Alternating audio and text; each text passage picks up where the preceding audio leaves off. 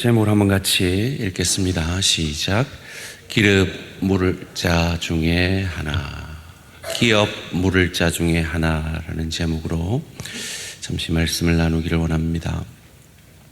여러분, 오늘 본문을 이해하기 위해서 아주 중요한 질문을 먼저 드리고 말씀을 이어가고자 합니다. 우리 옆 사람에게 한번 이렇게 질문해 보실래요? 룻이 이뻤을까요?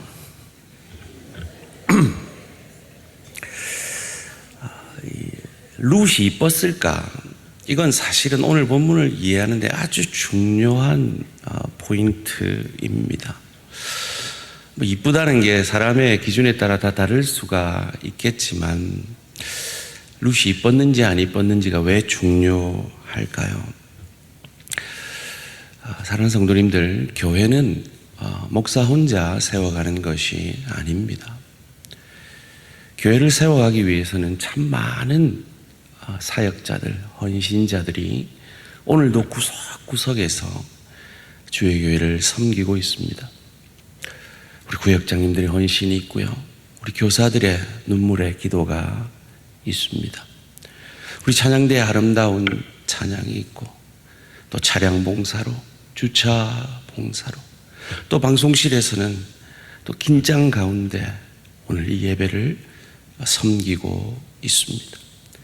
새가족부는 새가족부대로, 안내는 또 안내대로, 찬양팀은 또 찬양팀대로 하나님 앞에 귀한 섬김을 감당하고 있고, 또 교회 구석구석을 아름답게 우리 환경부가 꾸며가고 있으며, 예배가 마친 이후에 재정부는 밥을 먹지 못하고 또 재정에 마음을 쏟고 있고, 카페 봉사와 식당 봉사를 통해 우리 대항의 많은 지체들이 음으로 양으로 섬기기에 주의 교회가 아름답게 세워져 갈 수가 있는 것입니다. 거기다가 귀한 여러분의 헌금을 통해서 주의 교회는 서가게 됩니다. 특별히 우리 대항에는 100명이 넘는 기둥 헌금을 한 기둥과 같은 일꾼들의 헌신이 밑바탕이 되어 있습니다. 이처럼 수많은 헌신자들을 통해 세워지는 교회이지만, 그런데 그 헌신은 누구나 할 수도 있지만 아무도 하지 않을 수 있는 것이 헌신입니다.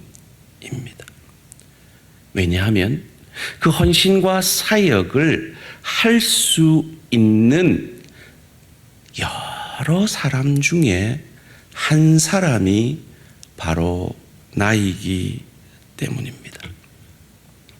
오늘 그런 선택의 기로에 서 있는 한 사람이 오늘 본문 가운데 칭찬을 받고 있습니다. 룻기 2장 20절 말씀입니다.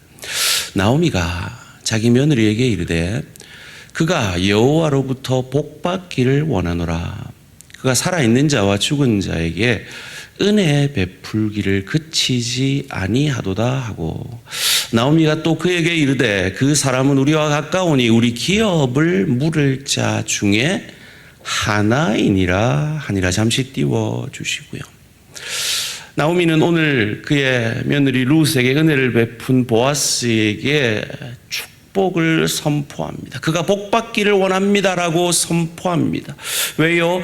그는 죽은 자, 즉 죽은 남편이 어려울 때도 도왔던 그 사람이 이제 산자 그의 며느리 룻에게까지 은혜 베풀기를 그치지 아니한 그의 친족, 즉 율법으로 말하면 우리 기업을 물을 자 중에 한 사람이었기 때문입니다. 그는 참 이 나오미 가정에 할 만큼 한 사람인 것 같습니다. 남편이 죽기 전에도 아마 큰 은혜를 베풀었던 것 같아요. 거기다가 오늘 읽은 20절 직전 구절에서 보아스가 룻에게 어떤 은혜를 베풀었는지를 성경은 우리에게 잘 가르쳐 줍니다. 물을 먹게 마시게 했고요. 그리고 그들과 함께 식사 자리에 이 시원케 하는 이 양념이라고 하는데요, 초를 찍어 먹게, 우리로 말하면 고급 식당에서 빵을 발사믹에 찍어 먹는 뭐 그런 것 같아요. 거기다가 볶은 곡식도 함께, 요리한 곡식도 함께 먹게 합니다. 여러분, 이건 대단한 호의입니다. 일꾼들이 참으로 먹게 하는 그것을 일꾼이 아니라 그곳에서 이삭을 주우러 온 여인에게 제공하는 은혜죠. 거기다가 유대인들은 이방인과 식사를 하지 않습니다. 대단한 호의인 것이죠. 거기다가 곡식 베기 전에 곡식 사이에 이삭을 줍게 합니다. 거기다가 곡식을 일부러 떨어뜨립니다. 그래서 더 많이 줍게 하는, 정말 할 만큼 이 나오미 가정을 위해서 헌신한 보아스의 모습을 우리는 보게 됩니다. 그런 의미에서 사족 같지만 여러분, 식사를 같이 한다는 건 식구라는 의미잖아요. 우리 성도님들 가운데 예배만 하고 가지 마시고 식사를 하심으로 우리 대양의 식구됨을 증명해 보이시기를 주님의 이름으로 축원합니다. 그리고 우리 구역들도 식사 좀 자주 하시면 좋겠어요. 오늘 메뉴가 비빔밥이랍니다. 아주 맛있을 겁니다. 거둔 곡식을 보니까요, 한 에바래요. 우리식으로 말하면 22리터예요. 22kg인 거죠. 엄청난 양입니다. 12대예요. 얼마나 호의를 베풀었으면 이렇게 주어서 이삭을 거두는데도 많이 거두었을까요? 이처럼 보아스는 이 나오미 가정에 더 이상 뭘 안 해줘도 될 만큼 헌신한 사람입니다. 마치 우리 대양 가족들이 정말 힘을 다해서 헌금하고 힘을 다해서 여러 사역들을 충성스럽게 감당해서 더 이상 목사로서 요구할 수 없는 헌신자들이 많이 있는 것처럼 말이죠. 더 이상 이 가정을 위해서 할 필요가 없는 이 보아스이지만 그는 이 기업 물을 자라는 이 사명, 이 율법의 사명을 감당합니다. 이 기업 물을 자라는 건 고엘이라는 히브리어예요. 이 가알이라는 말에서 온 건데요, 속량이라는 뜻이에요. 값을 치르고 산다라는 거예요. 이 기업 물을 자에 관한 율법이 레위기 25장 47절에서 49절 가운데 이렇게 나옵니다. 만일 너와 함께 있는 거류민이나 동거인은 부유하게 되고 그와 함께 있는 내 형제는 가난하게 되므로 그가 너와 함께 있는 거류민이나 동거인 또는 거류민의 가족의 후손에게 팔리면 그가 팔린 후에 그에게는 속량받을 권리가 있나니 그의 형제 중 하나가 그를 속량하거나 또는 그의 삼촌이나 그의 삼촌의 아들이 그를 속량하거나 그의 가족 중 그의 살부치 중에서 그를 속량할 것이요 그가 부유하게 되면 스스로 속량하되. 이스라엘에는 이 가나안 땅에 들어가서 각 지파 족속별로 땅을 분배받게 됩니다. 그런데 살다 보면 어려운 일이 생기죠. 그래서 그 땅을 팔게 되고 자기도 노예로 팔려가게 되는 그 경우에 그의 친족들이 기업 물을 자가 되어서 그 팔린 친족들을 다시 사오게 되고 그 친족이 판 그 땅을 다시 사서 그 친족에게 돌려주라 하는 것이 이 기업 물을 자에 관한 율법의 말씀입니다. 우리가 잘 아는 그 나봇이 아합 왕이 탐이 나는 그 땅을 팔지 않았던 이유가 바로 그 땅은 하나님께로부터 하나님으로부터 분배받은 땅, 그래서 어려운 일이 있지 않는 한 자기 소유로 지켜내어야 한 땅이었기 때문이죠. 그런데 갑자기 사고가 나거나 급한 일이 있으면 땅을 팔게 됩니다. 나오미 가정이 그러하였죠. 그래서 지금 이 룻과 결혼을 한다라는 것은 이 룻과 결혼을 함으로 말미암아 이 룻과 나오미가 잃어버린 땅을 이 보아스가 다시 사서 룻과 나오미에게 돌려주는 겁니다. 그리고 그가 낳은 아들은 자기 아들이기 이전에 바로 엘리멜렉의 손자가 되어지도록 하는 것이 바로 이 기업 물을 자에 관한 율법인 것입니다. 이런 속량을 보아스가 보여준 것을 통해서 바로 우리를 향한 그리스도의 사랑을 보아스는 보여주고 있는 것입니다.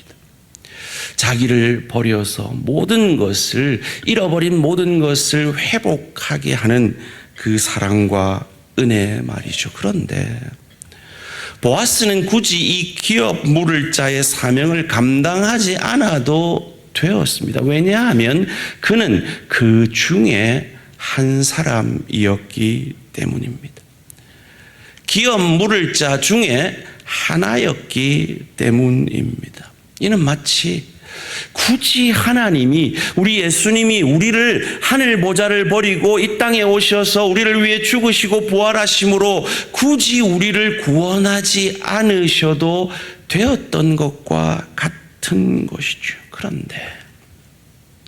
그런데 보아스는 그보다 더 가까운 친족이 있었음에도 불구하고 이 기업 물을 자의 사명을 감당합니다.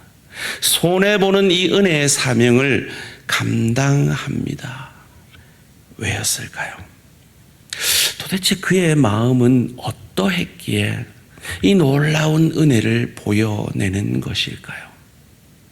이 보아스의 마음과 우리의 마음은 어떤 차이점과 공통점이 있는 것일까요? 이 보아스가 그녀에게 보여준 이 호의에 대해서 룻은 이해할 수 없는 이 은혜에 대해서 이렇게 묻습니다. 룻기 2장 10절 말씀 함께 읽습니다. 시작. 얼굴을 땅에 대고 절하며 그에게 이르되 나는 이방 여인이거늘 당신이 어찌하여 내게 은혜를 베푸시며 나를 돌보시나이까 하니. 이해할 수 없는 이 은혜의 그 이유를 묻습니다. 그때 보아스는 두 가지 차원에서 그 은혜가 합당함을 이렇게 고백합니다. 11절, 12절 말씀입니다. 보아스가 그에게 대답하여 이르되 내 남편이 죽은 후로 내가 시어머니에게 행한 모든 것과 내 부모와 고국을 떠나 전에 알지 못하던 백성에게로 온 일이 내게 분명히 알려졌느니라. 12절 말씀. 여호와께서 내가 행한 일에 보답하시기를 원하며 이스라엘 하나님 여호와께서 그의 날개 아래 보호를 받으러 온 내게 온전한 상 주시기를 원하노라 하는지라. 첫째로 그가 왜 보아스가 룻에게 은혜를 베풀었느냐? 네가 먼저 행한 은혜 때문이다. 그것이 내게 알려졌다라고 말합니다. 다른 말로 하면 너는 복받을 만한 자다라는 겁니다. 소원합니다. 우리 가족들이, 우리 동료들이, 우리 지체들이 우리 대한가족을 볼 때 지금 보아스가 룻을 보고 너는 은혜 받을 마땅한 자다, 너는 복 받을 만한 자다라는 이 고백을 듣는 저와 우리 모든 성도님들 되시기를 주님의 이름으로 축원합니다. 여러분, 이 룻이 아무것도 없는 시어머니를 향한 은혜를 선택했을 때 그것이 보아스에게 알려졌어요. 우리가 행한 모든 건 알려집니다. 제가요, 이 치과를 가서 아주 재미난 경험을 했어요. 한 1년 전쯤에 치과를 갔는데 우리 선생님이 저보고 목사님 40, 50대가 넘으면 치간 칫솔을 써야 됩니다. 그래요. 치간 칫솔이 뭔지 모르시면 꼭 한번 써보세요. 그 전까지 저는 플로스, 이 끈으로 하는 플로스로 이를 닦았거든요. 그러고 나서 말 안 듣고 플로스로만 양치질하고 플로스로만 하고 6개월 뒤에 갔어요. 그랬더니 우리 치과 의사분이 목사님 치간 칫솔 안 썼죠? 전 다 알아요. 그러는 거예요. 기가 막히더라고요. 저는 정말 플러스 해가지고 이 실로 열심히 했거든요. 그 뒤로는 제가 찔려가지고 치간 칫솔을 쓰기 시작했어요. 그리고 6개월 뒤에 병원을 갔는데 제가 뭐 말하지도 않았는데 목사님 치간 칫솔 잘 쓰시네요. 그러는 거예요. 어떻게 하세요? 저는 다 알아요. 그럼 치과 의사도 우리가 어떻게 이빨을 관리하는지 다 안돼요. 하나님이요, 천지 만물의 창조자이신 하나님이 저와 여러분이 은혜를 선택하고 사는지, 내 이익을 위해 선택하고 사는지 모르시겠습니까? 다 알려진다는 겁니다. 자, 여기서 오늘 중요한 질문이 나옵니다. 여러분, 룻이 이뻤을까요? 성경이 말하고 있지 않으니까 확실한 답은 아닙니다만은 신학자들은 룻은 이쁘지 않았을 것이라고 말합니다. 저는 그 이유가 정당하다고 생각이 들어요. 첫 번째는 성경이요, 이쁜 여자가 나왔을 때는 반드시 이쁘다라고 얘기를 한다는 거예요. 사라가 그랬고요, 리브가가 그랬어요. 그런데 룻에게는 이쁘다는 말을 성경이 안 해요. 두 번째는 룻이 이뻤으면요, 룻이 보아스 누운 자리 자리에 그 이불 속으로 들어갈 때까지 룻이 남자로서, 이 보아스가 남자로서 룻에게 어떤 행동도 안 해요. 남자들은요, 이쁜 여자한테 그럴 수가 없어요. 별로 중요하지도 않은 걸 제가 가지고 흥분하고 있죠. 근데 이게 중요해요. 보아스가 룻에게 이렇게 호의를 베푸는 건 전적인 은혜라는 거예요. 마치 저와 여러분이 뭐가 잘나서 이 자리에 있지 않은 것처럼, 저와 여러분이 뭐가 이뻐서 하나님이 우리를 부르지 않은 것처럼 말이죠. 중요한 건 두 번째입니다. 이 보아스는 내가 왜 네게 은혜를 베푼 줄 아느냐? 하나님이 나를 통해 너에게 은혜를 베푸는 것이다 라고 자기가 하는 것이 아니라 하나님께 영광을 돌리며 그녀에게 복 주시기를 원한다라고 선포합니다. 여러분, 이 고백은요, 하나님의 은혜로 복 받아 본 사람만이 할 수 있는 고백이에요. 내가 아닙니다, 하나님이 하셨습니다 라는 전적인 하나님의 은혜를 알고 깨닫고 기억하는 사람만이 할 수 있는 고백인 것입니다. 그렇다면 이 보아스가 어떻게 이런 고백이 가능한 사람이 되었을까요? 그는 바로 치유받은 치유자였기 때문입니다. 지난주에 말씀드렸죠. 이 보아스는 이방 여인 기생 라합의 아들입니다. 마태복음 1장 5절 말씀 함께 읽습니다. 시작. 살몬은 라합에게서 보아스를 낳고, 보아스는 룻에게서 오벳을 낳고, 오벳은 이새를 낳고. 이방 여인 라합 기생이었습니다. 아무리 그녀가 이 이스라엘을 구원하는 데 일조했다고 하더라도 사람 마음은 다 같지 않거든요.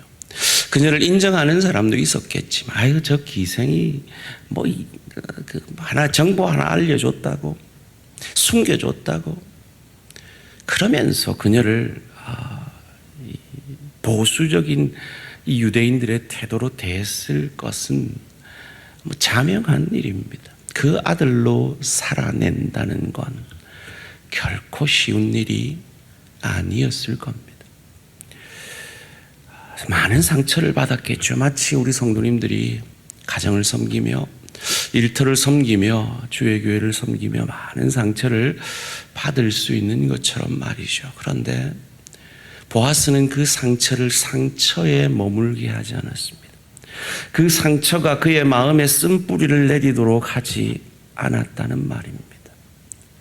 그는 하나님께 자기가 베푸는 은혜를 하나님께 영광을 돌리며 하나님이 하시고 하나님이 지금 어려운 너에게 복 주실 것이다라고 확신할 만큼 하나님의 은혜를 경험했던 겁니다. 그래서 그는 그의 마음에 상처가 상처로 남지 않고 쓴뿌리를 내리지 않고 오히려 그 상처받은 자들을 품에 안을 수 있는 치유받은 치유자로 세워져 갔으며, 그로 인해 메시아의 족보에 이름을 올리는 영광을 누리게 되었던 것입니다. 제가 올해로 목사가 된 지 25년째입니다. 25년의 사역을 돌아봤을 때, 특별히 이민교회 사역을 돌아봤을 때 참 가슴 아픈 일들이 많이 있었어요. 참 억울하게 저를 비난하는 그런 소리들을 듣기도 했었습니다. 제가 지난 오후 예배 때 말씀드렸는데, 그때는요, 한 사흘 밤을, 제가 목회 초창기 때는 사흘 밤을 잠을 제대로 못 자면서 억울해했어요. 그런데 하나님 앞에 엎드리면 제가 들었던 그 억울한 소리보다 더 큰 죄인인 것이 깨달아지고, 그 더 큰 죄인인 저를 감싸 안아주시는 그 주님의 용서와 사랑의 은혜가 저를 감싸 안아질 때, 저를 향해서 억울한 소리를 하는 그 성도의 그 소리가 그 성도가 하는 소리가 아니라 그 성도가 받은 상처가 만들어내는 소리로 들리게 하시더라고요. 소원합니다. 우리 가정을 섬기며 일터를 섬기며 특별히 주의 교회를 섬기며 원치 않는 억울한 소리로 상처를 받을 때마다 하나님께서 우리 성도님들, 특별히 앞서 섬기시는 성도들의 마음에 더 큰 은혜로 역사하셔서 저 사람이 만들어내는 소리가 아니라 저 사람이 받은 상처가 만들어내는 소리로 들려지게 되는 저와 우리 모든 성도님들 되시기를 주님의 이름으로 축원합니다. 특별히 영혼들을 섬기는 우리 구역장님들, 우리 교사들, 직접 성도들과 맞닥뜨려서 여러 가지 상처받을 수 있는 우리 성도님들에게 이런 은혜가 있기를 원합니다. 연말이 다가오는데요, 연말이 되면 참 내가 맡고 있는 사역들 내려놓고 싶은 유혹들이 우리에게 듭니다. 물론 너무 수고가 많아서 한 1년 정도 안식년을 가지는 것도 필요한 분도 계시겠죠. 그러나 그 선택을 하기 전에 우리는 기억해야 합니다. 우리가 지금 심고 있는 그 헌신과 사역의 그 은혜의 씨앗들은 마치 보아스에게 룻의 그 은혜의 삶이 알려졌듯이 아무도 몰라도, 심지어 담임 목사도 몰라도 하나님은 아시고 하나님께는 알려짐을 믿으시기를 주님의 이름으로 축원합니다. 거기서 더 나아가서 내가 하는 이 은혜의 사역은 내가 하는 것이 아니라 내게 더 큰 은혜를 베풀어 주신 하나님이 나를 통해 하시는 것임을, 마치 보아스가 은혜를 베풀고 있으면서 이건 내가 하는 게 아니야, 하나님이 나를 통해 하시는 것이야 라고 고백하며 그가 하나님으로부터 받았던 은혜와 복을 기억해내며 하나님께 모든 영광을 돌리는 자 된 것처럼 우리 대항에 앞서 일하시는 일꾼들이 이런 보아스의 은혜가 10년 가운데 넘치시기를 주님의 이름으로 축원합니다. 이 보아스의 마음과 나의 마음은 어떤 공통점이 있고 어떤 차이가 있을까요? 하나님이 우리에게 사역을 맡기시면 우리 마음에 이런 생각이 들 때가 있습니다. 이걸 왜 내가 꼭 해야 돼? 아마 보아스도 물었을 거예요. 이 귀한 물을 자 중에 하나인 내가 더 가까운 친척도 있는데 이걸 왜 내가 해야 돼? 라고요. 그런데 보아스는 이 기업 물을 자의 사명을 감당했습니다. 우리는 묻습니다. 이걸 왜 내가 해야 돼? 나보다 더 가진 사람도 많은데, 나보다 더 중직자들도 많은데, 나보다 더 시간 많은 사람도 많은데, 나보다 더 신앙 연륜 높은 사람도 많은데 왜 내가 이걸 감당해야 돼? 중직자들도 안 하는데 왜 내가 기둥헌금을 해야 돼? 우리는 이렇게 질문합니다. 맞습니다. 여러분은 지금 충분히 하고 계시고 힘을 다해 하고 계신 것 하나님이 아실 겁니다. 그런데요, 보아스도 그러했습니다. 그런데 그는 왜 이 손해보는 기업 물을 자의 사명을 굳이 감당하지 않아도 되는데 감당하고 손해를 보는 것일까요? 이미 살아있는 자와 죽은 자에게 충분히 했던 그가 왜 안 해도 되는 이 헌신을 하고 있는 것일까요? 우리가 은혜를 선택하며 산다는 건 참 어떤 면에서 밑빠진 독에 물 붓는 것 같은 경우가 있습니다. 당장 우리에게 답이 나오지 않기 때문이죠. 내가 더 헌신한다고, 더 헌금한다고 하나님이 즉각적으로 갚아주는 경우는 드물기 때문입니다. 마치 우리가 지난 새벽에 생각했던 것처럼 전도자가 물 위에 내 양식을 던지라 하는 정말 손해보는 것 같은 삶이 바로 우리가 은혜를 선택하는 삶인 겁니다. 그래서 A.W. 토저라는 유명한 목사님이 이런 말을 했습니다. 믿음은 당신이 도달하는 결론이 아닙니다. 지금 여러분이 선택하는 그 은혜의 삶이, 그 삶 자체가 그로 인하여 주어지는 그 결론이 아니라는 겁니다. 믿음은 당신이 살아가는 여정입니다 라고 말합니다.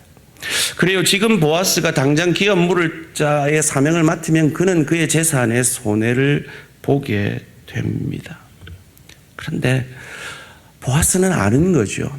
그것이 그가 뿌린 은혜의 결론이 아니라는 걸 아는 거죠. 그의 전 삶을 통해, 그가 거쳐온 삶을 통해 하나님께 드린 헌신과 은혜의 삶은 하나님이 반드시 손해보게 하지 않으신다는 것을 그는 그의 전 삶을 통해 유력한 자가 됨으로 알고 깨닫고 믿고 있는 것입니다. 그렇다면 오늘 우리에게 은혜의 삶, 그 떨어진 이삭을 줍지 않고 보아스처럼 일부러 그 이삭들을 흘리는 그 삶의 참 축복은 무엇일까요?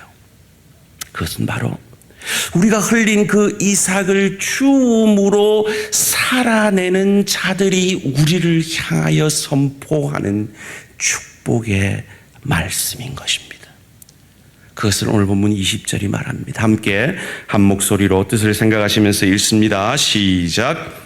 나오미가 자기 며느리에게 이르되 그가 여호와로부터 복 받기를 원하노라.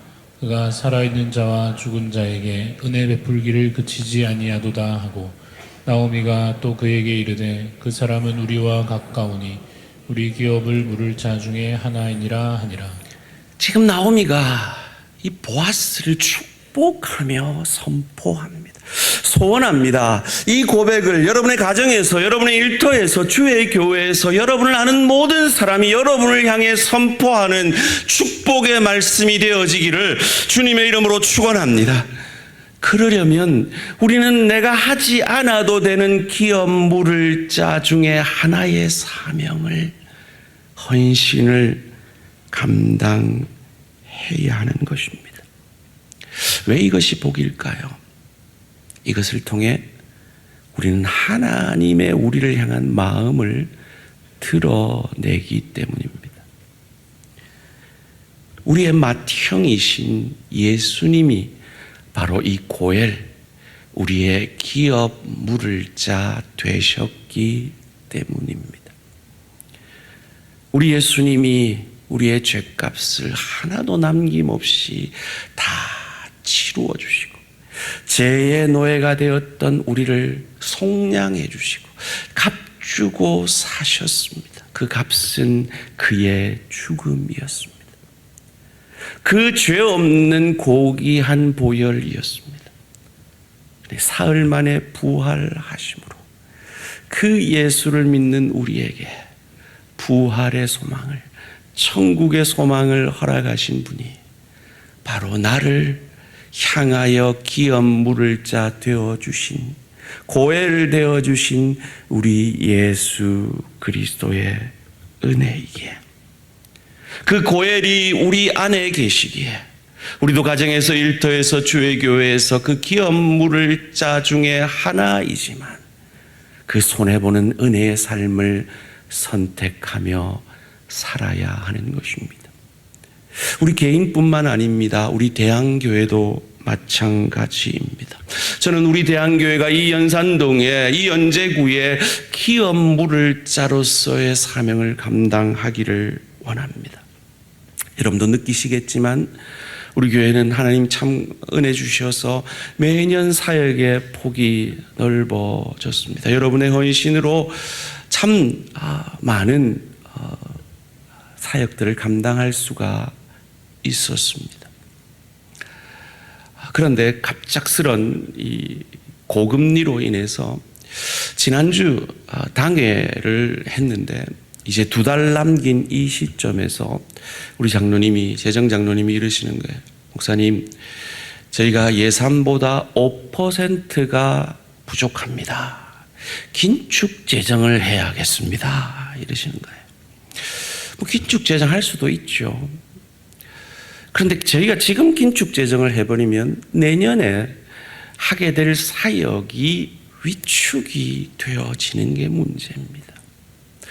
제가 아무리 믿음이 있다고 그래도 결산을 했는데, 긴축을 했는데 어떻게 더 사역을 크게 하자고 하겠습니까? 그런데 연말이 되면요, 각종 선교지에서 편지가 날아옵니다. 각종 개척교회에서 편지가 날아오고 기관들에서 도와달라고 편지들이 날아옵니다. 그리고 저희 교회는 더 많은 일들을 하고 싶습니다. 이주민 사역도 하고 싶고, 노숙자 사역도 하고 싶고, 이주 노동자를 돕고 싶고, 무엇보다 우리 교회를 지금 찾아오고 있는 이 중독자들을 돕는 이 중독 사역을 좀 더 체계적으로 하고 싶습니다. 장애인들도 마음 편히 예배드릴 수 있는 장애인 사역도 하고 싶습니다. 그런데 5%가 부족하대요. 여러분이 헌신 안 한 게 아닙니다. 여러분은 보아스처럼 할 만큼 하셨습니다. 그런데 문제는 이 러시아가 우크라이나를 침범하면서 이자가 2배 반이 늘어난 게 문제죠. 이 상황 속에서 하나님께 기도했습니다. 하나님, 그냥 긴축하고 내년도도 그냥 긴축하면서 사역 폭을 줄일까요? 그런데 하나님께서 이 설교를 준비하면서 제게 이런 마음을 주십니다. 분명히 대한가족 가운데 기업 물을 자 중에 하나가 있을 거다. 그들에게 15명의 기둥 헌금 헌신자만 나오면 우리는 이 사역의 폭을 줄이지 않고 더 확장할 수 있다라고 선포하라고 하나님이 제게 마음을 주시는 거예요. 하나님한테 물었습니다. 하나님, 만약에 설교 때 이렇게 선포했다가 한 명도 안 하면 제가 쪽팔리잖아요. 그때 하나님이 제게 말씀하셨어요. 나를 위해 그 쪽팔림을 감당해라. 그래서 오늘 기도하다가 이 한 주간 내내 이것 가지고 할까 말까 기도하다가 이 어려운 말씀을 여러분 앞에 드립니다. 여러분 가운데 기업 물을 자가 있으시다면 우리 대항의 사역이 위축되지 않도록 헌신해 주시기를 부탁드립니다. 말씀을 맺겠습니다. 이번 주에 유튜브를 보는데 영국의 쉰들러라는 분의 유튜브를 보게 되었습니다. 바로 이분인데요. 니콜라스 윈턴이라는 잘 알려지지 않은 분이세요. 우리 쉰들러는 잘 알잖아요. 쉰들러 리스트 해가지고 그의 전 재산을 팔아서 이 죽을 유대인들을 구해낸 그 사람은 잘 아는데 이분은 전혀 알려져 있지 않았어요. 왜냐하면 이분이 한 일을 그 스스로가 말하지 않았기 때문입니다. 그런데 어떻게 알려졌느냐? 이분의 부인이 이분의 오래된 일기장을 보고 이분이 한 일을 알게 되는 거예요. 이분이 그의 전 재산을 들여서 2차 대전 당시 나치 장교에게 뇌물을 줘서 669명의 아이들을 구해내고 영국으로 입양을 시킨 그분인 거예요. 그런데 이걸 비밀로 했다는 거죠. 왜냐? 그에게 재산이 조금 더 있었으면 구하지 못한 250명도 마저 구했을 텐데 라는 그 죄책감으로 그는 그 누구에게도 그가 했던 일을 말하지 않았다는 겁니다. 저는 이분의 삶을 보며 이분은 고엘의 은혜를, 기업 물을 자의 은혜를 아는 분이구나. 그렇지.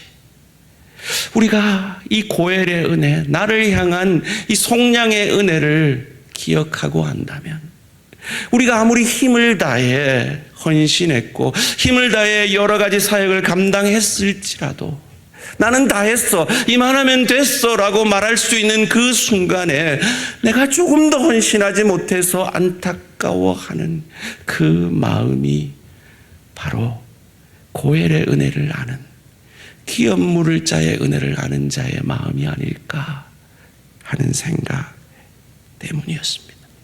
마지막으로 유튜브를 보고 마치겠습니다. 생방송 중에 처음 본 여자가 갑자기 남자의 손을 잡고 포옹을 하며 전 세계가 놀란 일이 벌어집니다. 이후 진행자가 Tonight, who owes their life to Nicholas Winton? If so, could you stand up, please? 라고 하자 앉아있던 모든 사람들이 일어나는데요. 이것이 몰래카메라라는 걸 알게 되자 이 남자는 결국 눈물을 훔치게 됩니다. 이 남자의 이름은 니콜라스 윈턴으로 2차 세계대전 당시 나치에 의해 억류된 아이들 669명을 구하였고 아이들을 구하기 위해 전 재산을 다투러가며 나치 장교에게까지 뇌물을 주었다고 하는데요. 이후 669명의 아이들을 수용소에서 구한 뒤 영국으로 무사히 입양시켰지만 그는 50년간 아무에게도 이 사실을 알리지 않았는데요. 하지만 그의 아내가 그의 일기장을 보게 되어 세상에 알려졌고 그를 위해 몰래카메라로 그때 구해졌던 669명의 아이들이 출연하여 그를 제외를 한 것인데요. 방송에서 그에게 왜 사람들에게 비밀로 하고 살았냐고 하자 그는 마저 구하지 못한 250명의 아이들에 대한 죄책감 때문에 50년 동안 숨기고 살아왔다고 합니다. 전생의 천사가 환생했다면 바로 이 남자가 아닐까 생각되신다면 구독, 좋아요 부탁드려요.